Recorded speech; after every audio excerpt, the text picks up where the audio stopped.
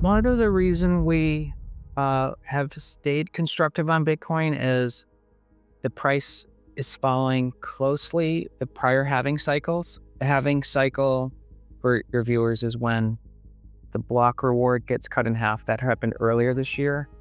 So there's a reduction in new supply.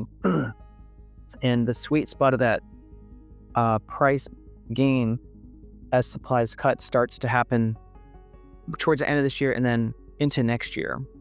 And I think that has supported why we expected Bitcoin to be 100,000.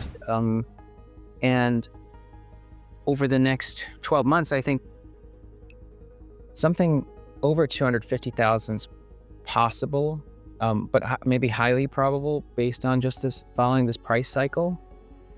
The second reason I think Bitcoin has maybe more upside than that is because the new administration has run on a pro-Bitcoin platform. And I think that the possibility of the US not only legitimizing Bitcoin, but making it a strategic reserve asset, I think raises what would be the possible price scenarios for Bitcoin. Because if the US government, as they intend, ultimately gets to 1 million Bitcoin, they'll be the largest holder of Bitcoin in the world.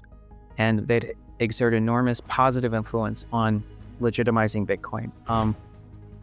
And maybe I would just add to that, it's almost like taking a playbook from MicroStrategy, because MicroStrategy has proven that using Bitcoin as a balance sheet asset has really created a lot of value for MicroStrategy shareholders.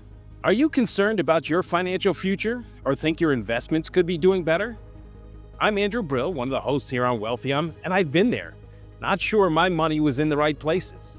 It's why I've gotten help from a financial advisor. Maybe it's time you think more about your financial future or get a second opinion about your investments. We've made that process easy. Simply go to wealthium.com/free to speak with one of Wealthion's registered investment advisors for a free, no-obligation portfolio review. Again, that's wealthium.com/free. I'm now less anxious and confident I can achieve the financial goals I've set for me and my family. So I'm a Bitcoin holder. I believe you're a Bitcoin holder. There are other coins out there. Some of those coins have not done it well at all. They've diverged from Bitcoin. And there's a few coins like Solana that have done quite well. I had an investment in something that I think you did some research on called Algorand. Unfortunately, has not done well. So away from Bitcoin, are there things that you like? Are there tokens that you think from a utility perspective, from a use case perspective, that you like away from the store of value Bitcoin? Yeah, I mean, the answer is yes. We've recommended to our clients that if they didn't want to be Bitcoin only, that they could look at Bitcoin, Ethereum, and Solana, because we put those largely in the same category as like sort of core cryptos. We are also entering what I think is alt season.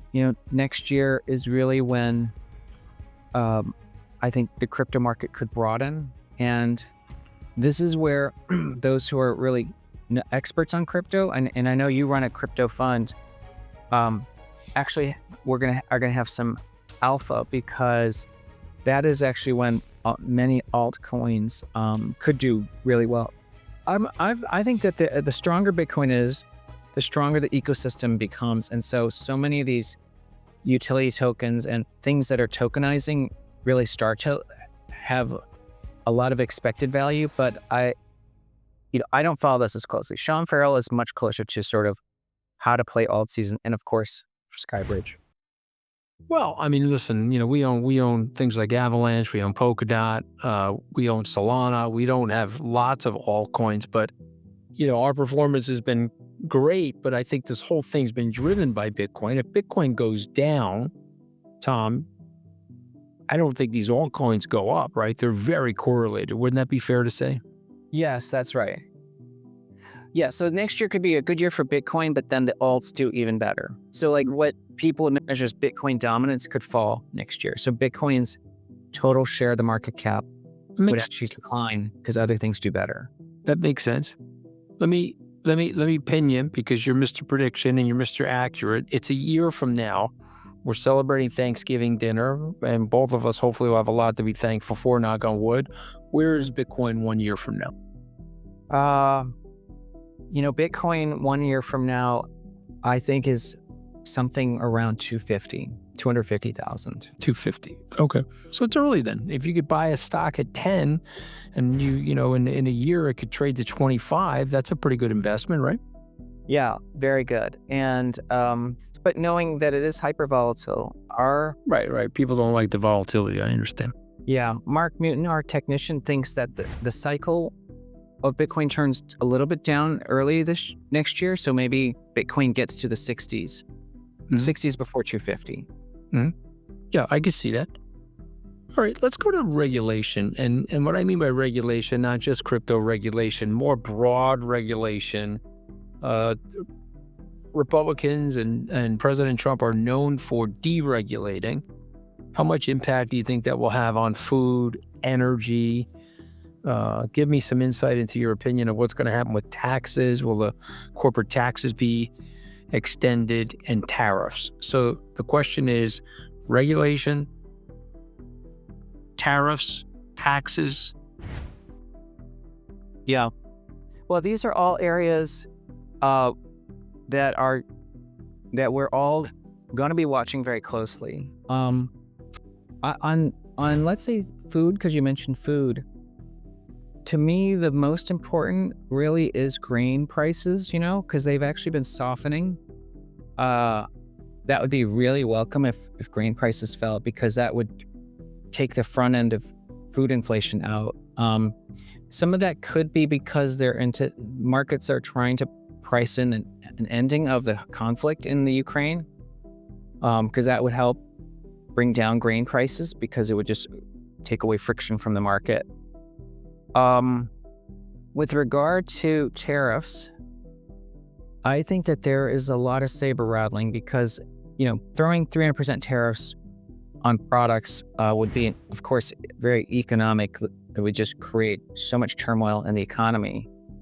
But what I have heard from Chinese manufacturers, because I was on the West Coast this week meeting with some, a group of businesses, is that China has already reduced the tax refund for Chinese exporters, meaning like someone who makes an air fryer, if they were getting a tax refund from the government, that's how they're subsidized, that amount is reduced. So they're essentially rolling back the subsidy. And I think that will have the effect of negating the need for tariffs, especially because I think China's economy is a bit weaker. So if those tariffs were designed to get China to not try to engage in hostilities economically, I think it's actually probably working. I mean, that may be a surprise, because I'm not sure it's widely known. I asked a lot of folks if they'd heard this, but that's what I've heard from a manufacturer. And then I think the market is trading the way you're thinking, though. Am I wrong? People think that in the market, right? Or no? Yes. Yeah. I think it should, at least in the beginning, it makes sense to be expected, even if it hasn't been delivered. On taxes, as you know, a lot of folks have been writing that it'd be very difficult for the U.S. fiscally to actually extend or even expand the tax cuts. And I think the bond market's going to really ultimately decide that. And because if yields keep creeping up because of growing deficits, I think that it's going to be hard for the White House to accomplish that. I mean, the White House is watching the stock market. Stock market would come under a lot of pressure if yields keep going up. So that's, I would say, to me, even though that's a goal like tax cuts, I'm not sure that that's going to be achieved without some way to convince bond markets it's not, that someone will pay the bill. And maybe that's because maybe you need a crypto strategy before you can actually do that. Well, I mean, if you put 1 billion Bitcoin tokens on the balance sheet and Bitcoin goes to 250, you've got extra reserves on your balance sheet. Psychologically, I think that could help.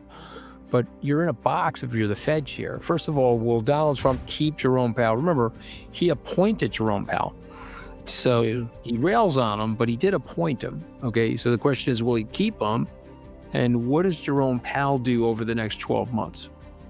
Yeah, the Fed, I think Fed Chair Powell is really independent. He's done in my opinion, a great job. I mean, he's navigated the U.S. financial system through the pandemic and then an inflation war and then actual wars. So I think he's handling the threats of his lack of independence well. I think he's done a great job. And if inflation doesn't provide the visibility that it's falling and the labor markets aren't faltering, I think it makes a lot of sense for the Fed to slow the pace of cuts, because I don't think they're turning hawkish. They're just simply trying to keep a lot of dry powder in case they need to make cuts later. And so I think their strategy is, makes a lot of sense, but also I don't think it's negative for stocks. But yes, I mean, it's going to be, as you know, like a lot of well-known investors have warned that, the U.S. does have a more tenuous fiscal position. So I think that's why the Fed is going to be very important in the next few years, really trying to contain market fears. You've previously predicted that the S&P would reach 15,000 by 2030. And what I loved about what you said is it would be factors like Gen Z finally entering into the market, advancements in AI. You sticking with that? Have you moderated it in any way? If so, how? And what are some of the key drivers that support your forecast? Yeah, it's that's still our case. Our base case that we're in an earnings driven cycle, aided by AI, also supported by this prime age workforce surge coming from millennials and then also Gen Z, because those two generations are larger than Gen X. So Gen X is the generation born between 1960 to 1980, roughly. And those folks are, just in the heart of the prime ages now, and now they're exiting, and now you have two huge generations behind it. So think of it as like a second wave driving further growth. S&P earnings next year are roughly 300 for, let's say, just sort of simple measures. And so that's why S&P 6,000 is just 20 times earnings, right? Which I don't think is that demanding. By 2030, we estimate S&P earnings could be 600 to 650. Okay, and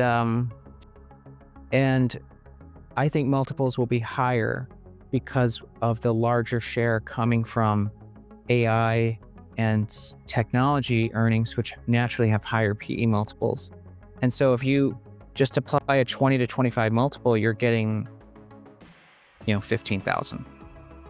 So I know it sounds like people say, oh, 15,000 sounds crazy. And 2 years ago, it might have sounded crazy, even though we had, that forecast was in place more than 2 years ago. That forecast has been in place probably for 5 or 6 years. But, now that we're at 6,000, we're that much closer to 15,000. It's not a quantum leap any longer.